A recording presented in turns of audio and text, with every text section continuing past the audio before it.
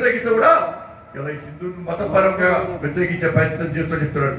నేనే నిక్కాసైన హిందూ అంటున్నాడు, నేనే భయంకరమైన హిందూ అని అంటాడు, నేనే అసలైన హిందూ అంటున్నాడు, నేనే యాగాలు చేస్తా, నేనే పూజ చేస్తున్నటువంటి ముఖ్యమంత్రి ఇవాళ 15 నిమిషాల సమయం ఇస్తే హిందువులను నరికితాం తన పార్టీతోని నువ్వు పొత్తు పెట్టుకున్నప్పుడు నువ్వు ఏ హిందువో తెలంగాణ సమాజం గుర్తిస్తున్నది, హిందూ సమాజం గుర్తున్నది. హిందూ దేవులను కించపరిచే పార్టీ ఎంఐఎం పార్టీతో, హిందూ సమాజాన్ని చించే పార్టీ ఎంఐఎం పార్టీతో, హిందువుల దేవులను అమలుపరిచేటువంటి ఎంఐఎం పార్టీతో నువ్వు చట్టపట్టాలు వేసుకున్నప్పుడే నువ్వు ఏ హిందువో స్పష్టమవుతున్నది.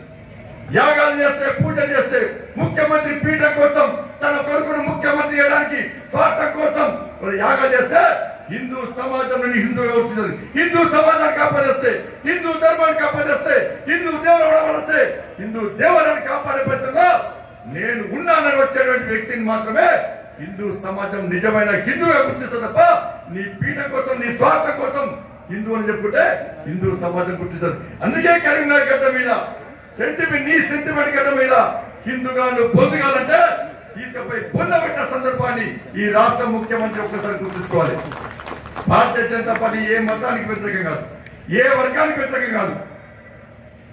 మరి అన్ని వర్గాలను సమానంగా చూడని చెప్పి భారతీయ జనతా పార్టీ కాంక్షిస్తున్నది, ఆకాంక్షిస్తున్నది.